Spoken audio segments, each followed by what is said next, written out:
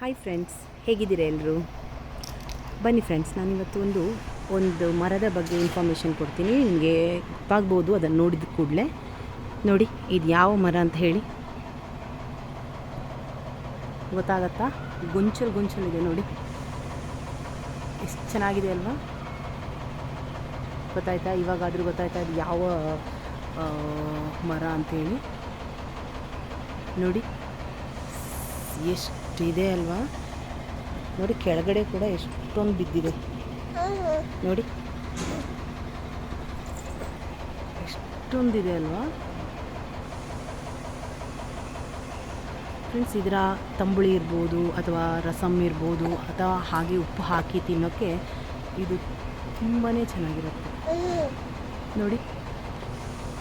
ಚಿಕ್ಕವರಿದ್ದಾಗ ನಾವು ಇದಕ್ಕೆ ಸ್ವಲ್ಪ ಉಪ್ಪು ಆಮೇಲೆ ಮೆಣಸಿನ ಹುಡಿ ಹಾಕಿ ತಿಂತಾಯಿದ್ವಿ. ಎಷ್ಟೊಂದಿದೆ ಅಲ್ವಾ ನೋಡಿ.